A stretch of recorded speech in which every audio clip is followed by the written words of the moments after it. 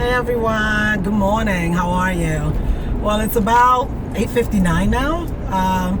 Just coming from looking at Price's recital. They had a project that they did last week, and he was just bothering me yesterday. Mommy, you gotta show up. You gotta come. You gotta come. And he was just really, really excited to, for Mommy to be there. Just want to say it's an amazing privilege to be a mom. I didn't understand it my first couple of years of having my children. I just knew, you finish college, you get a job, you get married, you have children. That was it. I'm a Nigerian descent. That was it. So in the beginning of my children's years, I had my mother-in-law around, and I'm so grateful and so blessed to have had her for a couple of years. But basically what happened was that I started seeing that I needed to also spend more time with the kids, get to know them and all that good stuff. What I'm trying to really say this morning is that it's a privilege to be a mom. If you're not a mom yet, I'm so praying that God will bless you with a gift that only He can give you.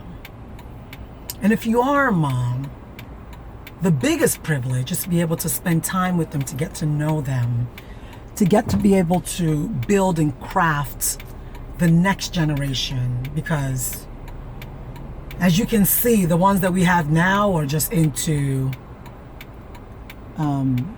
cell phones, computers, everything media. And being that a lot of parents don't have time, the media is actually raising these kids. So if this generation looks like this and we're saying it, this is the end times, can you imagine what the next generation is going to look like when they get older? And they're not being raised by human beings. They're being raised by, their phones and stuff like that.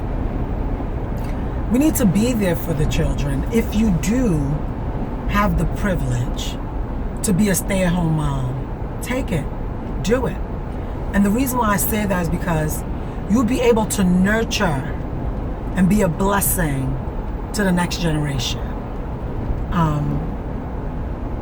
When I first met my husband, he says, he wanted me to stay home and raise the kids. I was like, huh? Housewife? Who does that?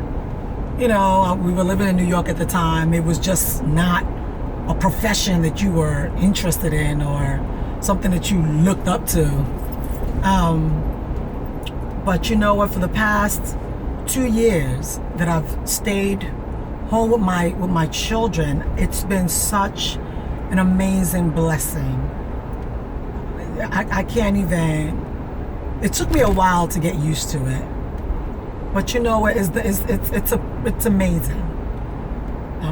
I'm able to go to their, school whenever they need me. Even PTAs and stuff like that. I'm able to be involved in what they're doing. And this is something that, growing up in America myself, growing up in Brooklyn, my parents didn't have time for that. They were basically working and going to school. So I didn't know I was missing anything. It was New York.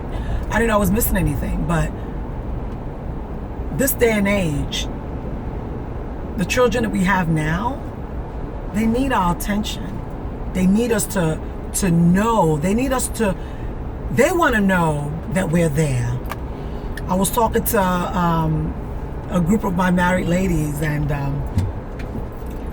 we were just saying that we need to start dating our sons, meaning that you take them out, get to know them, not just the mommy rule.